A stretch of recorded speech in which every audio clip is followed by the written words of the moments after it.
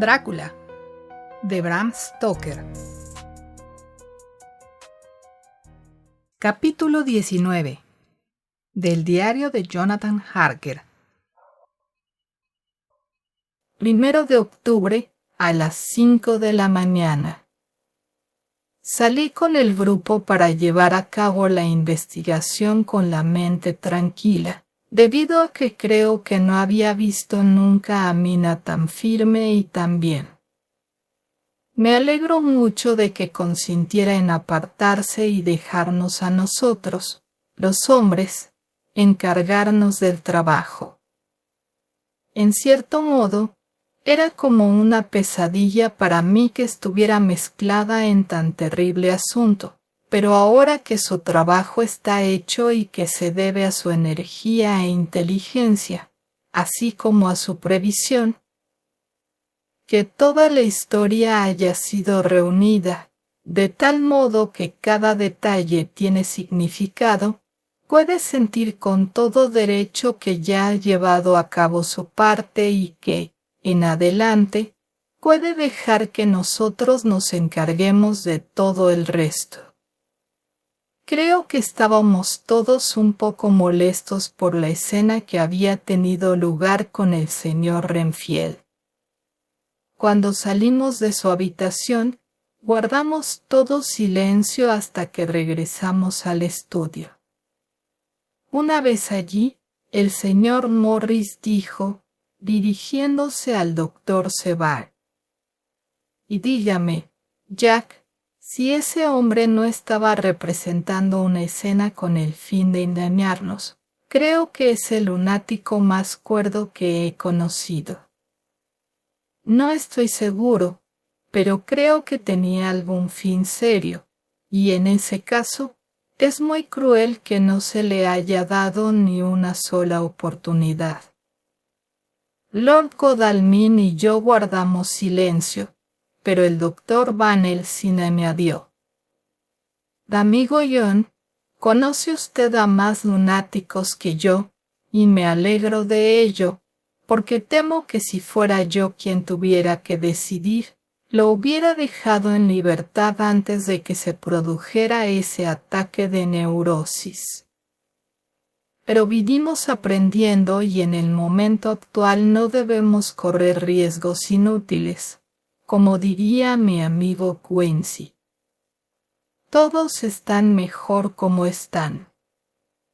El doctor Sevard pareció responderles a los dos de un modo preocupado. Y yo lo único que sé es que estoy de acuerdo con ustedes. Si ese hombre hubiera sido un lunático ordinario, habría corrido el riesgo de confiar en él, pero parece estar tan ligado al conde de un modo tan extraño, que tengo miedo de hacer algo indebido al satisfacer sus deseos. No puedo olvidar cómo suplicaba casi con el mismo fervor porque deseaba un gato, y cómo después trató de destrozarme la garganta con los dientes. Además, llamó al conde señor y amo y es posible que desee salir para ayudarlo en algún plan diabólico. Esa cosa horrible tiene a los lobos, a las ratas y a sus iguales para que lo ayuden, de modo que supongo que es capaz de utilizar a un pobre lunático. Sin embargo, es cierto que parecía sincero. Solo espero que hayamos hecho lo mejor posible. Esas cosas, junto al duro trabajo que nos espera, son suficientes para afectar los nervios de un hombre. El profesor avanzó y, poniéndole una mano en el hombro, le dijo con la gravedad y amabilidad que le eran habituales: No tema, amigo John. Estamos tratando de cumplir con nuestro deber en un caso extremadamente triste y terrible. Solo podemos hacer lo que nos parezca mejor. ¿Qué otra cosa podemos esperar, a no ser la piedad del Altísimo? Lonco Dalmín había salido durante unos minutos, pero regresó inmediatamente. Levantó un pequeño silbato de plata al tiempo que observaba. Es posible que esa vieja casona esté llena de ratas, y en ese caso, tenemos un antídoto a mano. Después de pasar sobre el muro, nos dirigimos hacia la casa, teniendo cuidado de permanecer entre las sombras de los árboles, proyectaba sobre el césped cuando salía la luna. Cuando llegamos al porche, el profesor abrió su maletín y sacó un montón de objetos, que colocó en uno de los escalones, formando con ellos 4 grupos, evidentemente uno para cada uno de nosotros. Luego dijo: amigos míos, vamos a correr un riesgo tremendo, y tenemos que armarnos de diversas formas. Nuestro enemigo no lo es solamente espiritual. Recuerden que tiene la fuerza de 20 hombres y que, aunque nuestros cuellos o nuestros aparatos respiratorios son del tipo común, o sea, que pueden ser rotos o aplastados, los de él no pueden ser vencidos simplemente por la fuerza. Un hombre más fuerte, o un grupo de hombres que, en conjunto son más fuertes que él, pueden sujetarlo a veces, pero no pueden herirlo, como nosotros podemos ser heridos por él. Así pues, es preciso que tengamos cuidado de que no nos toque. Mantengan esto cerca de sus corazones. Al hablar, levantó un pequeño crucifijo de plata y me lo entregó, ya que era yo el que más cerca de él se encontraba. Pongas estas flores alrededor del cuello. Al decir eso, me tendió un collar hecho con cabezas de ajos. Para otros enemigos más terrenales, este revólver y este puñal, y para ayuda de todos, esas pequeñas linternas eléctricas, que pueden ustedes sujetar a su pecho, y sobre todo y por encima de todo, finalmente, esto, que no debemos emplear sin necesidad. Era un trozo de la sagrada hostia, que metió en un sobre y me entregó. Todos los demás fueron provistos de manera similar. ¿Dónde están las llaves maestras? Si logramos abrir la puerta, no necesitaremos introducirnos en la casa por la ventana, como lo hicimos antes en la de la señorita Lucy. El doctor Sebart ensayó un par de llaves maestras, con la destreza manual del cirujano, que le daba grandes ventajas para ejecutar aquel trabajo. Finalmente, encontró una que entraba y, después de varios avances y retrocesos, el pestillo cedió y, con un chirrido, se retiró. Empujamos la puerta, los goznes herrumbrosos chirriaron y se abrió. Era algo asombrosamente semejante a la imagen que me había formado de la apertura de la tumba de la señorita Westenra, tal como la había leído en el diario del doctor Sebart. Creo que la misma idea se les ocurrió a todos los demás, puesto que, como de común acuerdo, retrocedieron.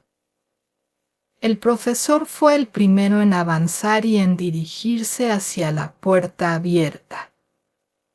In manus tuas, Domine. Y dijo, persignándose, al tiempo que cruzaba el umbral de la puerta.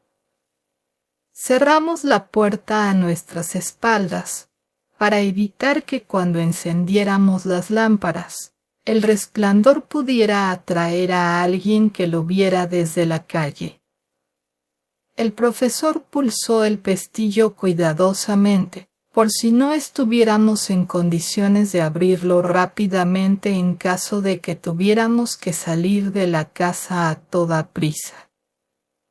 Entonces, encendimos todas nuestras lámparas y comenzamos nuestra investigación.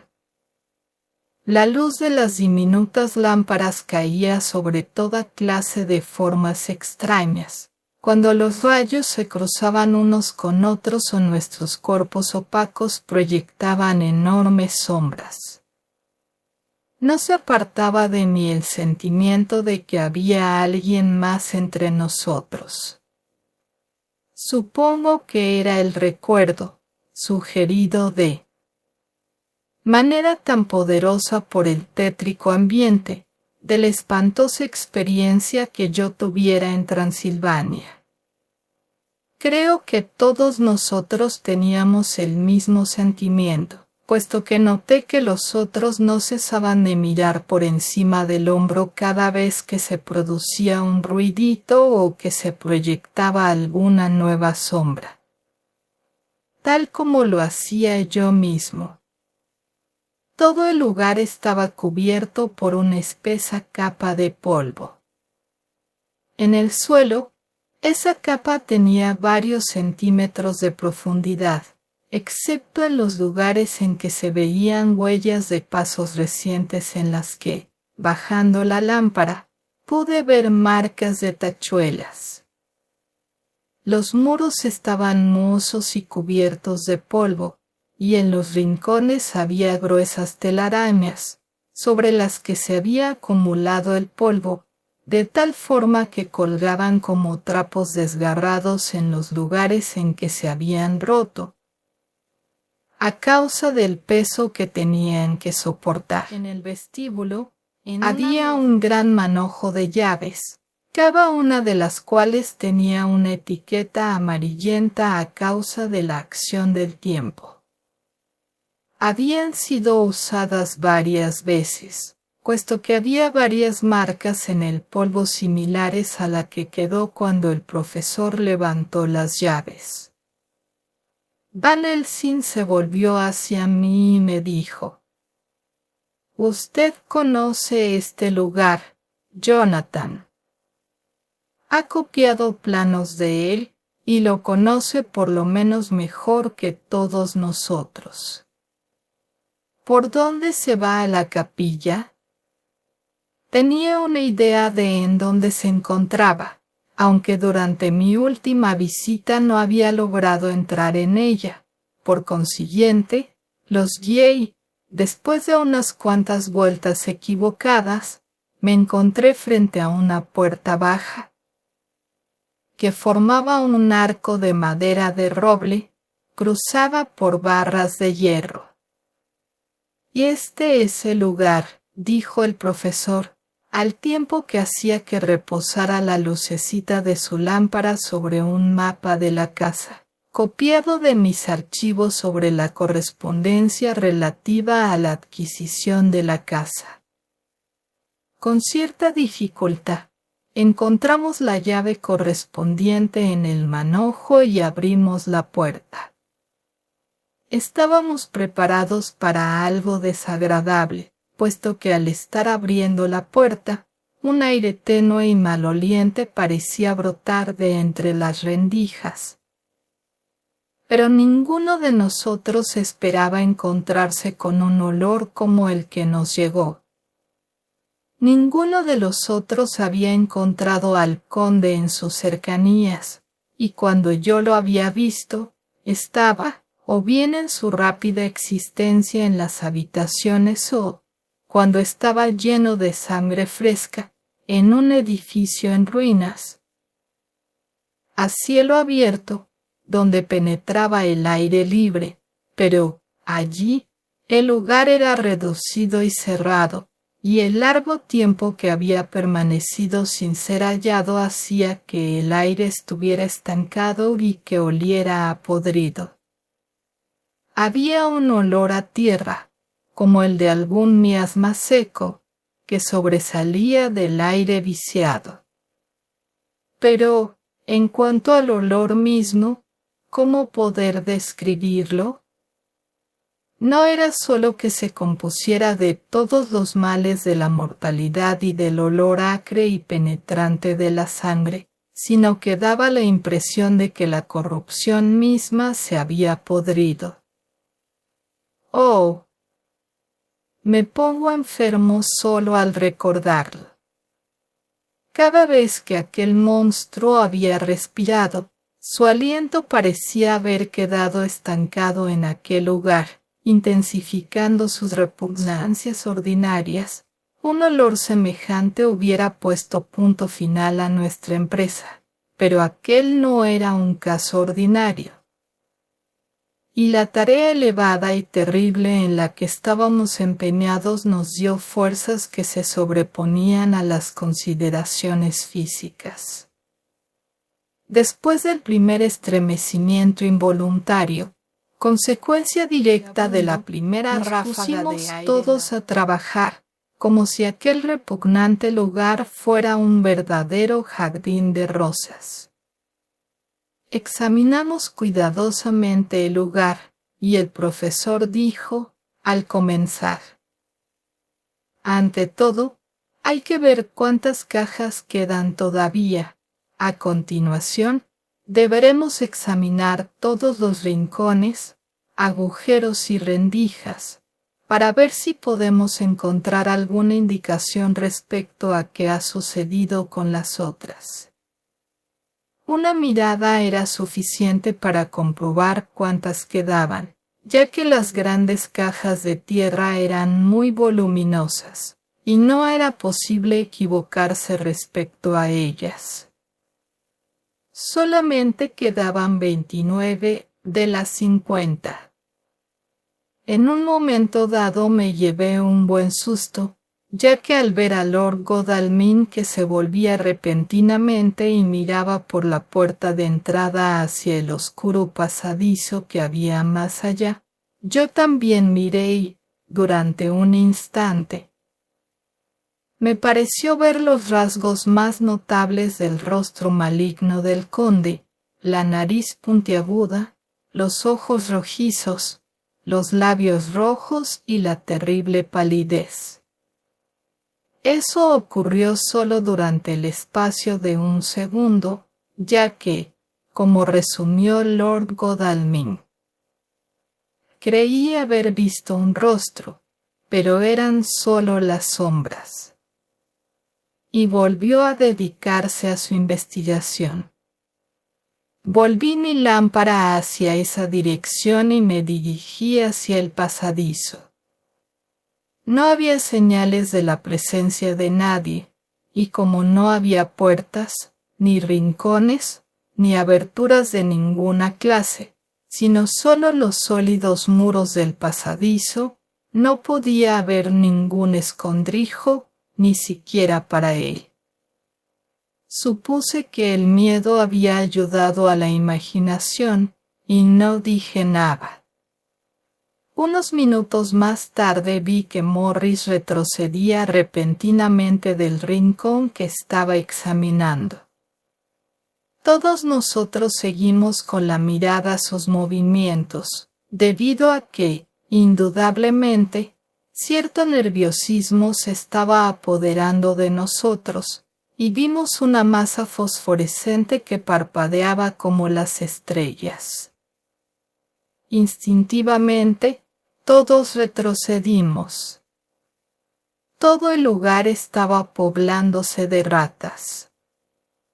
Durante un momento permanecimos inmóviles, asombrados, todos, excepto Lord Godalming que, aparentemente, estaba preparado para una contingencia similar. Precipitándose hacia la pesada puerta de roble y bandas de hierro, que el doctor Sebard había descrito del exterior y que yo mismo había visto, hizo girar la llave en la cerradura. Retiró los enormes pestillos y abrió de un golpe la puerta. Luego, sacando del bolsillo su silbato de plata, hizo que sonara lenta y agudamente. De detrás de la casa del doctor de varios perros, y un minuto después, 3 terriers aparecieron, corriendo, por una de las esquinas de la casa. Inconscientemente, todos nos habíamos vuelto hacia la puerta y, al hacerlo, vimos que el polvo se había levantado mucho. Las cajas que habían sido sacadas, lo habían sido por allá. Pero incluso en un solo minuto que había pasado, el número de las ratas había aumentado mucho. Parecían aparecer en la habitación todas a un tiempo, a tal punto que la luz de las lámparas, que se reflejaba sobre sus cuerpos oscuros y en movimiento y brillaba sobre sus malignos ojos, hacía que toda la habitación pareciera estar llena de luciérnagas. Los perros aparecieron rápidamente, pero en el umbral de la puerta se detuvieron de pronto y olfatearon. Luego, simultáneamente, levantaron las cabezas y comenzaron a aullar de manera lúgubre en extremo. Las ratas estaban multiplicándose por miles, y salimos de la habitación. Lord Godalming levantó a uno de los perros y, llevándolo al interior de la habitación, lo colocó suavemente en el suelo. En el momento mismo en que sus patas tocaron el suelo, pareció recuperar su valor y se precipitó sobre sus enemigos naturales. Las ratas huyeron ante él con tanta rapidez, que antes de que hubiera acabado con un número considerable, los otros perros, que habían sido transportados al centro de la habitación del mismo modo, tenían pocas presas que hacer, puesto que toda la masa de ratas se había desvanecido. Con su desaparición, pareció que había dejado de estar presente algo diabólico, puesto que los perros comenzaron a juguetear y a ladrar alegremente, al tiempo que se precipitaban sobre sus enemigos postrados. Los zarandeaban y los enviaban al aire en sacudidas feroces. Todos nosotros nos sentimos envalentonados. Ya fuera a causa de la purificación de la atmósfera de muerte, debido a que habíamos abierto la puerta de la capilla, o por el alivio que sentimos al encontrarnos ante la abertura, no lo sé. Pero el caso es que la sombra del miedo pareció abandonarnos, como si fuera un sudario, y la ocasión de nuestra ida a la casa perdió parte de su tétrico significado en absoluto nuestra resolución. Cerramos la puerta exterior, la atrancamos y corrimos los cerrojos. Luego, llevando los perros con nosotros, comenzamos a registrar la casa.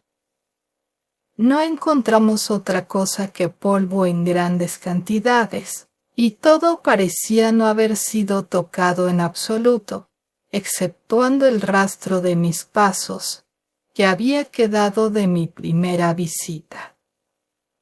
Los perros no demostraron síntomas de intranquilidad en ningún momento, e incluso continuaron jugueteando, como si estuvieran cazando conejos en el bosque, durante una noche de verano. El resplandor del amanecer estaba irrumpiendo por levante, cuando salimos por la puerta principal. El doctor Van Helsing había tomado del manojo la llave de la puerta de entrada, cerró esta cuidadosamente, se metió la llave en el bolsillo y se dirigió a nosotros. Hasta ahora, dijo, la noche ha sido verdaderamente un éxito para nosotros. No hemos recibido ningún daño, como hubiéramos podido temer y, además, hemos podido cerciorarnos de qué número de cajas falta. Sobre todo, Me alegro mucho de que este primer paso que hemos dado, quizá el más difícil y peligroso de todos, hayamos podido llevarlo a cabo sin que nuestra dulce señora Mina nos acompañara, y sin que hubiera necesidad de turbar sus pensamientos, tanto más cuanto que estaría despierta y dormida pensando en visiones, ruidos y olores que nunca podría olvidar. Asimismo, hemos aprendido una lección, si es que podemos decirlo particular, y que las bestias que están a las órdenes del conde no son, sin embargo, dóciles al espíritu del conde, puesto que esas ratas acudirían a su llamado, del mismo modo que llamó a los lobos desde la torre de su castillo, para que saliera a su encuentro y al de aquella pobre madre. Aunque las ratas acudieron, huyeron un momento después en desorden, ante la presencia de los perritos de nuestro amigo Arthur. Tenemos ante nosotros otros asuntos, otros peligros y otros temores, y ese monstruo no ha usado sus poderes sobre el mundo animal por última o única vez esta noche. Sea que se haya ido a algún otro lugar. O bueno, nos ha dado la oportunidad de dar jaque en esta partida de ajedrez que estamos jugando en nombre del bien de las almas humanas. Ahora, volvamos a casa. El amanecer está ya cerca, y tenemos razones para sentirnos contentos del trabajo de nuestra primera noche. Es posible que nos queden todavía muchos días y noches llenas de peligros, pero debemos seguir adelante, sin retroceder ante ningún riesgo.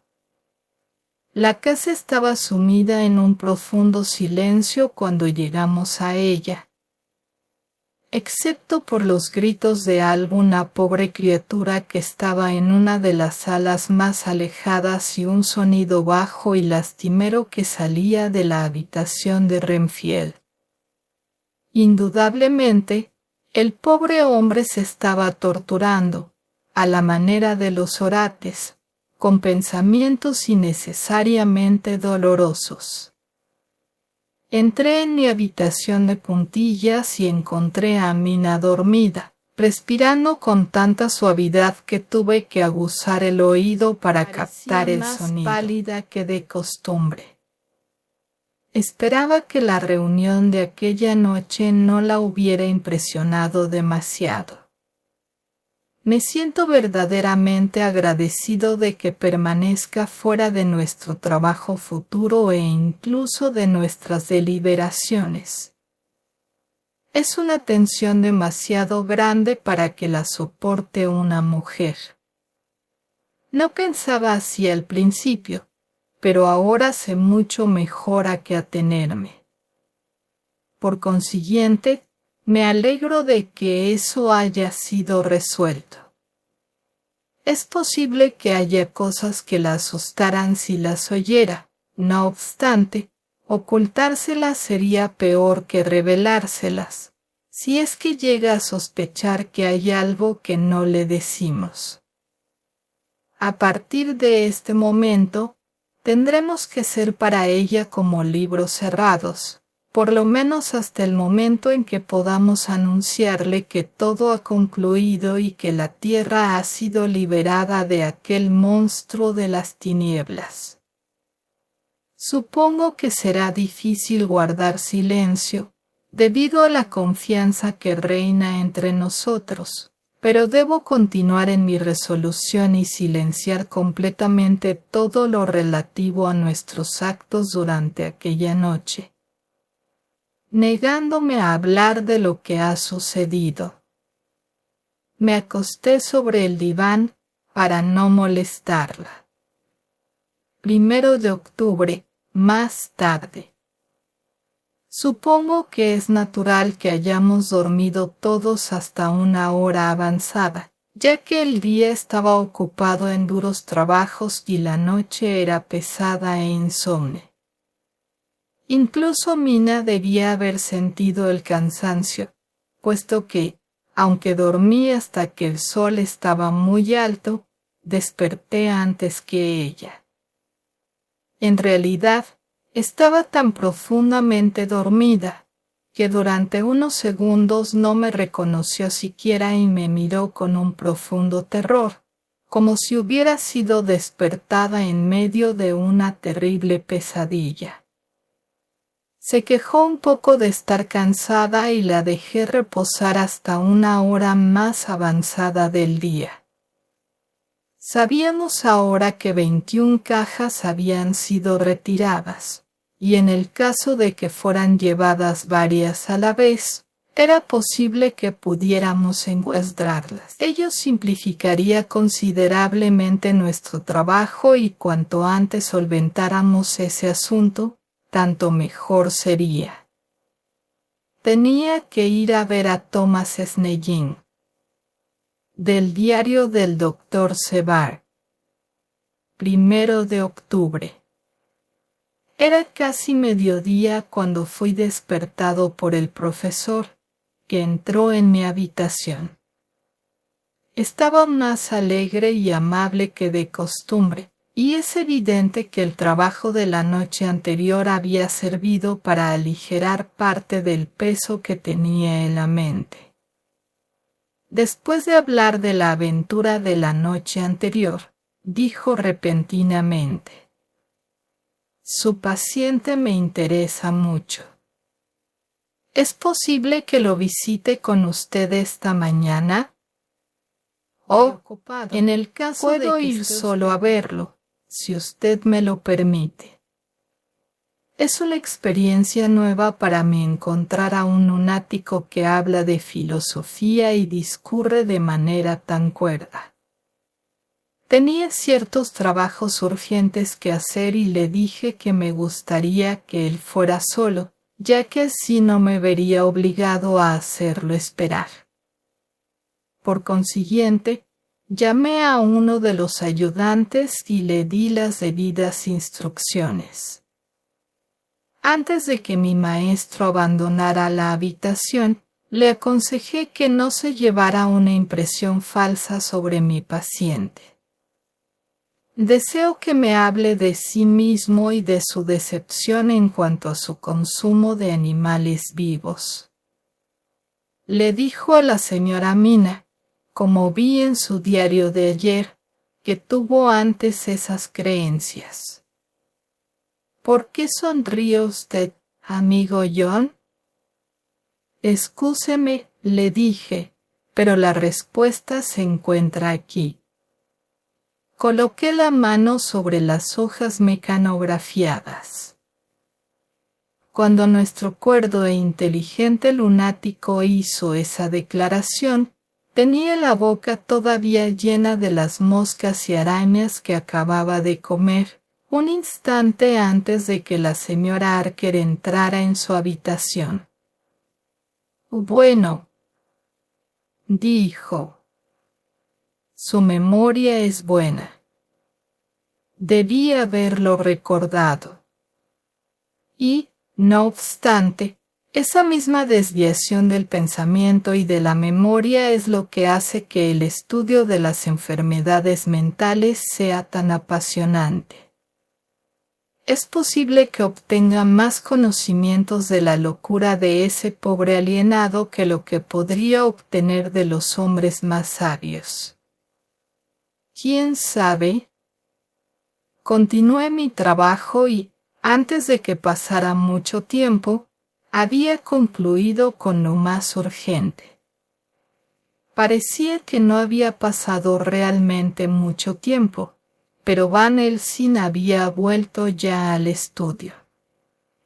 ¿Lo interrumpo?, preguntó cortésmente, permaneciendo en el umbral de la puerta. En absoluto, respondí.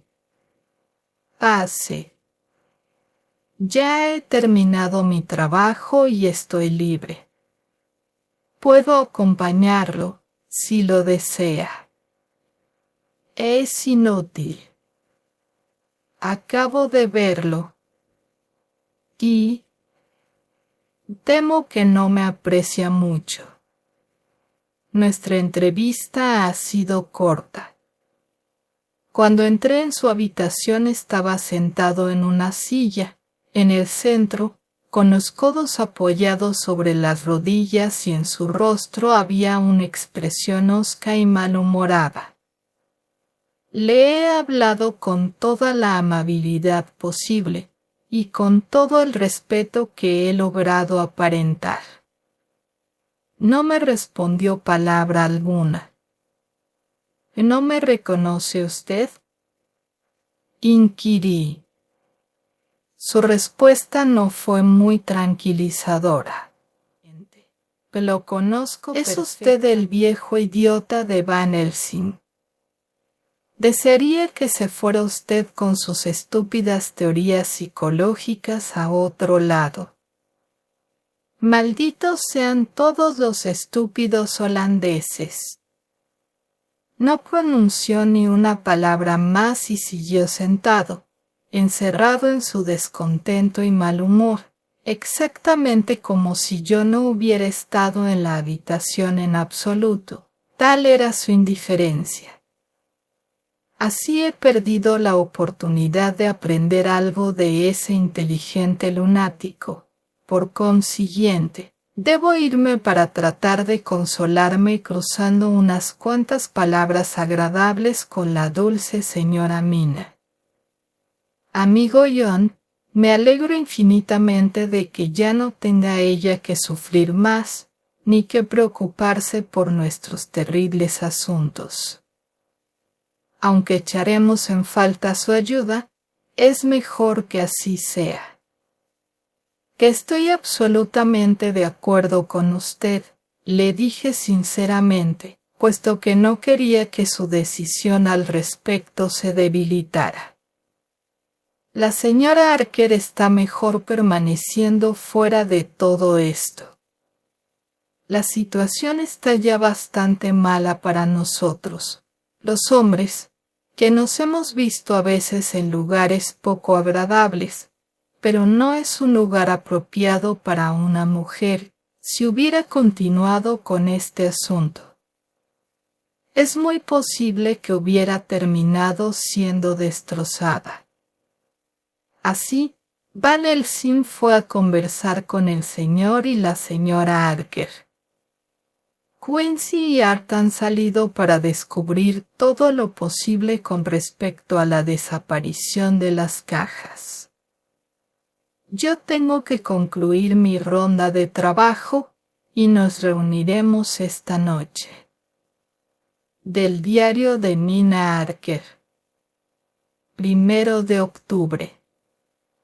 Me resulta extraño permanecer en la oscuridad, como hoy, después de la confianza total de Jonathan durante tantos años. Me resulta desagradable verlo evitar ciertos temas de conversación de manera manifiesta.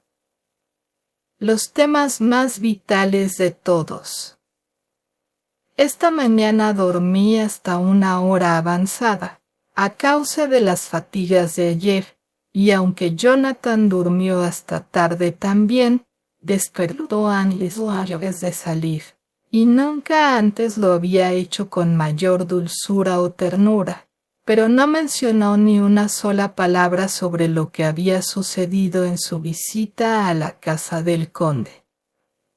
Sin embargo, debes saber la terrible ansiedad que sentía yo. Pobre Jonathan. Supongo que eso debe haberlo afligido todavía más que a mí. Todos estuvieron de acuerdo en que no siguiera yo adelante en ese horrible asunto, y estuve de acuerdo. Pero me resulta muy desagradable pensar que me oculta algo. Y ahora estoy llorando como una idiota, cuando, en realidad, sé que todo esto es producto del gran amor de mi esposo y de la buena voluntad. Eso me ha sentado bien. Bueno, algún día me lo contará todo Jonathan, y para evitar que pueda llegar a pensar que le oculto yo también algo, continúo escribiendo mi diario, como de costumbre. Así, si ha temido por mi confianza, debo mostrárselo, incluyendo todos los pensamientos y los sentimientos de mi corazón, para que pueda leerlos claramente. Me siento hoy extrañamente triste y malhumorada. Supongo que es la reacción a causa de la tremenda emoción. Anoche me acosté cuando se fueron los hombres, sencillamente porque me dijeron que me acostara. No tenía sueño y sentía una ansiedad enorme. Estuve pensando en todo lo sucedido desde que Jonathan fue a verme a Londres y todo ello parecía una horrible tragedia, como si el destino impulsara todo hacia un fin siniestro. Todo lo que hacemos, por muy buenas intenciones que tengamos, parece conducir a algo que debe deplorarse profundamente. Si no hubiera ido a Whitby, es posible que la pobre y querida Lucy estuviera ahora entre nosotros. No se le había ocurrido visitar el cementerio de la iglesia hasta el momento de mi llegada, y si no hubiera ido allí durante el día no habría regresado dormida durante la noche. Y el monstruo no la hubiera destruido como lo hizo. Oh, ¿por qué fui a Whitby? Otra vez llorando. No sé qué me sucede hoy. Debo ocultárselo a Jonathan, puesto que si sabe que he llorado ya 2 veces esta mañana, yo que no lloro nunca y que nunca he tenido que derramar una sola lágrima por él, el pobre hombre se desanimará y se preocupará. Debo aparentar un semblante sereno, y si me siento con ganas de llorar, él no debe saberlo. Supongo que es una de las lecciones que nosotras, las pobres mujeres, tenemos que aprender. No puedo dejar de recordar cómo me quedé dormida. Recuerdo haber oído el ladrido repentino de los perros y un estruendo de sonidos extraños, como oraciones en una gama tumultuosa, procedentes de la habitación del señor Renfield, que se encuentra en alguna parte debajo de la mía. Luego, el silencio volvió a reinar, tan profundo, que me sobresaltó y me levanté para mirar por la ventana. Todo estaba oscuro y en silencio. Las negras sombras proyectadas por la luz de la luna parecían estar llenas de un misterio que les era propio. Nada parecía moverse, pero todo parecía lúgubre y tétrico, de modo que una ligera nubecilla de niebla blanca, que avanzaba con una lentitud que hacía que su movimiento resultara casi imperceptible, por encima del césped, parecía tener una vitalidad propia. Creo que esos pensamientos, al hacerme olvidar los anteriores, me hicieron bien, puesto que al volver a acostarme sentí un letargo que me embargaba suavemente. Permanecí acostada un rato, pero no lograba conciliar el sueño, de modo que volví a levantarme y a mirar por la ventana. La niebla se estaba extendiendo y se encontraba ya muy cerca de la casa, de tal modo que la vi adosarse pesadamente a las paredes, como si estuviera trepando hacia las ventanas. El pobre hombre hablaba con más fuerza que nunca y, aunque no lograba distinguir bien sus palabras, comprendí que se trataba de una súplica apasionada de su parte. Luego, Oí el ruido de un forcejeo y comprendí que los enfermeros se estaban encargando de él. Me sentí tan asustada que me cubrí la cabeza con las sábanas, tapándome los oídos con los dedos. No tenía sueño en absoluto o, por lo menos, así lo creía, pero debo haberme quedado dormida, puesto que, con excepción de los sueños, no recuerdo ninguna otra cosa hasta la llegada de la mañana, cuando Jonathan me despertó. Creo que necesité cierto esfuerzo y tiempo para recordar dónde me encontraba y que era Jonathan el que estaba inclinado sobre mí. Mi sueño era muy peculiar, y era algo típico, del modo como al despertar los pensamientos se entremezclan con los sueños. Creí que estaba dormida, esperando a que regresara Jonathan. Me sentía muy ansiosa por él y no podía hacer nada. Tenía las piernas, los brazos y el cuerpo con un peso encima, de tal modo que no podía ejecutar ningún movimiento como de costumbre. Así dormí muy intranquilamente y seguí soñando cosas extrañas. Luego, comencé a sentir que el aire era pesado, húmedo y frío. Retiré las sábanas de mi rostro y, con gran sorpresa, vi que todo estaba así gas que había dejado encendida para Jonathan, aunque muy débil, parecía una chispita roja y diminuta a través de la niebla, que, evidentemente, se había hecho más densa y había entrado en la habitación. Entonces, recordé que había cerrado la ventana antes de acostarme. Deseaba levantarme para asegurarme de ello, pero una letargia de plomo parecía retener mis miembros y mi voluntad. Permanecí inmóvil, eso fue todo. Cerré los ojos, pero todavía podía ver con claridad a través de los párpados. Es maravilloso ver qué trucos tienen los sueños, y de qué manera tan lógica trabaja a veces nuestra imaginación. La niebla se hacía ver cómo entraba en la habitación, puesto que la veía como si fuera humo o como el vapor blanco del agua en ebullición, entrando, no por la ventana, sino por debajo de la puerta. Fue haciéndose cada vez más espesa, hasta que pareció concentrarse en una columna de vapor sobre la que alcanzaba a ver la lucecita de la lámpara de gas que brillaba como un ojo rojizo. Las ideas se agolparon en mi cerebro, al tiempo que la columna de vapor comenzaba a danzar en la habitación y entre todos mis pensamientos me llegaron las frases de las Escrituras. Una columna de vapor por las noches y de fuego durante el día, ¿se trataba de algún guía espiritual que me llegaba a través del sueño?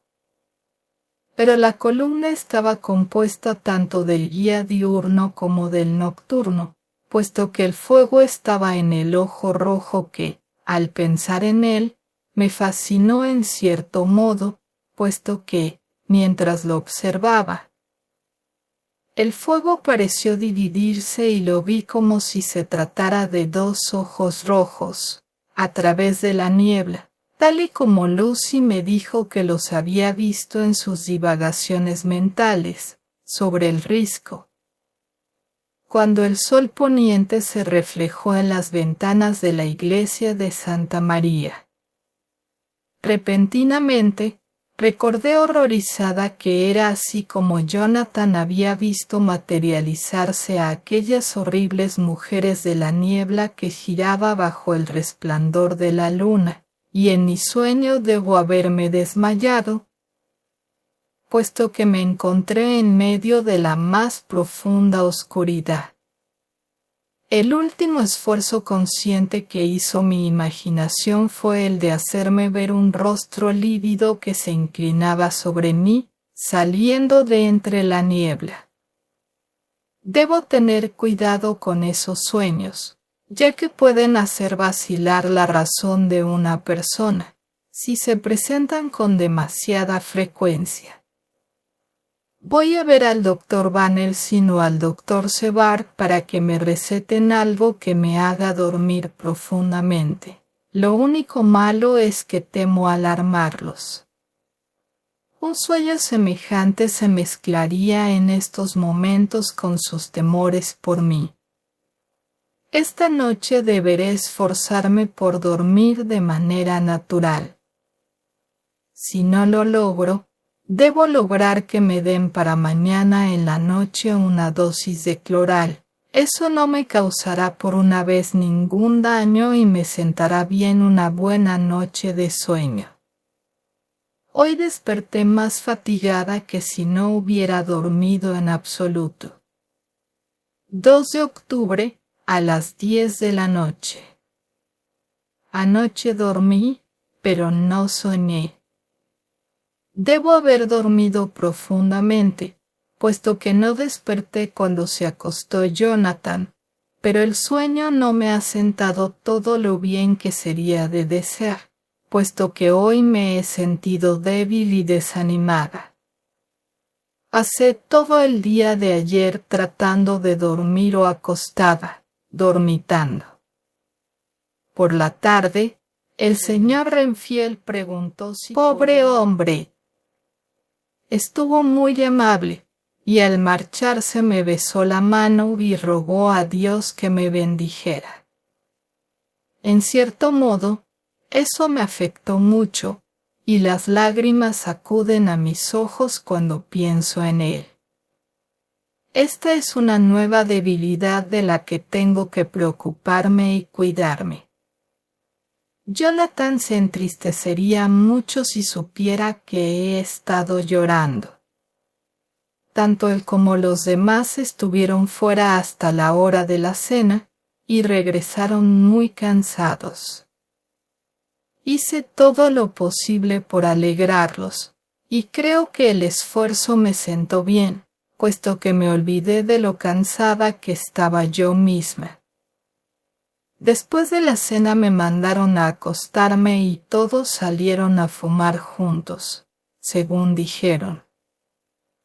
Pero sabía perfectamente que lo que deseaban era contarse unos a otros lo que les había sucedido a cada uno de ellos durante el día. Comprendí por la actitud de Jonathan que tenía algo muy importante que comunicarles. No tenía tanto sueño como debería. Por consiguiente, antes de que se fueran le pedí al doctor Sevard que me diera alguna pastilla para dormir, de cualquier tipo, ya que no había dormido bien la noche anterior. Con mucha habilidad, me preparó una droga adormecedora y me la dio, diciéndome que no me causaría ningún daño, ya que era muy ligera. La he tomado y estoy esperando a que el sueño me venza, lo cual me parece todavía algo lejano.